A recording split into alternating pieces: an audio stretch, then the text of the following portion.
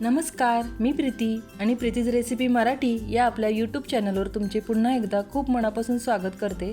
तर आज आपण उपवासाचे कुरकुरीत असे खमंग बटाटे वडे कसे बनवायचे आणि त्यासोबत उपवासाची चटणी कशी बनवायची याची रेसिपी पाहणार आहोत। तर यासाठी एका मिक्सरच्या भांड्यामध्ये मी इथे हिरव्या मिरच्या, 1 चमचा जिरे, ओले खोबरे, अर्धी वाटी ओले खोबरे आणि 1 वाटी भाजलेल्या शेंगदाण्याचं कूट घेतलेलं आहे आणि 1 वाटी दही घालून हे पहा असं मी मिक्सरला फिरवून घेतलेलं आहे। थोडे थोडे पाणी टाकून मी असं मिक्सरला फिरवून घेतलेले आहे। अशा प्रकारे ही चटणी करायची आहे। यामध्ये तुम्ही साखरही घालू शकता, त्यासोबत जिरे आणि तुपाची फोडणीही देऊ शकता। पण अतिशय टेस्टी होते ही चटणी, तुम्ही उपवासाला नक्की करून बघा। नेहमी हीच चटणी करून बघाल, एवढी टेस्टी होते।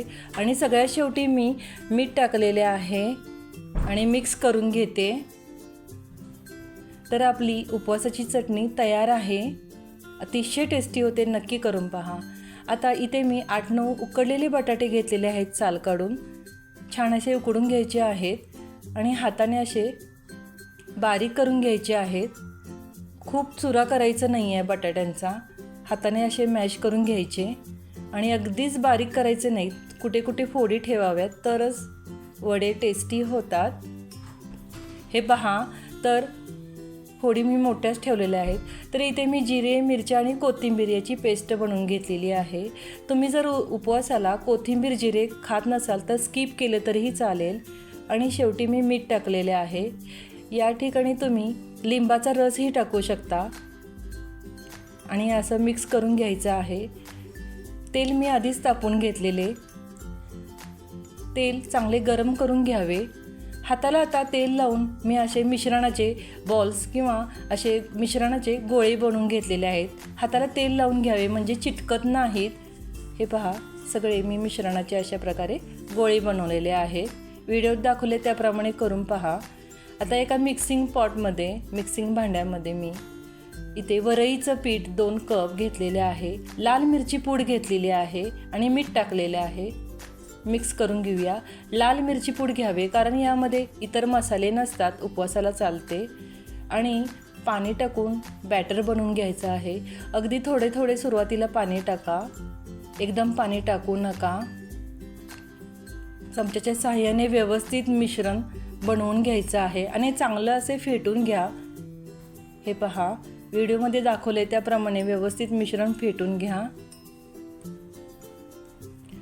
हे पहा, फार सैल नाही आणि फार घट्ट नाही, अशा स्वरूपाचं बॅटर तयार झालं पाहिजे।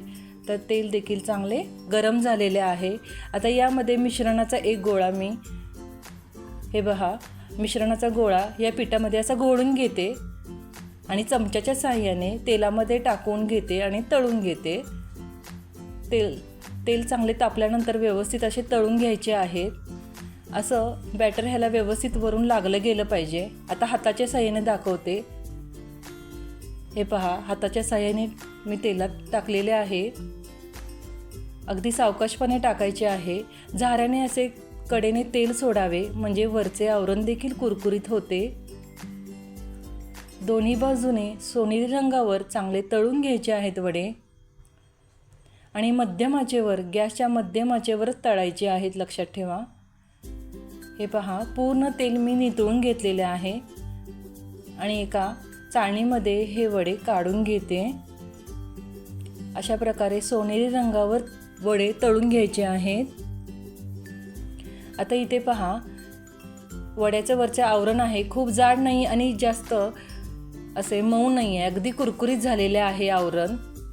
कारण आपण बॅटर हे व्यवस्थित परफेक्ट बनवलेले, म्हणून बॅटर बनवताना ते व्यवस्थित झाले पाहिजे। खूप सैल नाही, खूप घट्टही नाही, अशा प्रकारे बॅटर झाले तरच वडे व्यवस्थित टेस्टी असे होतात।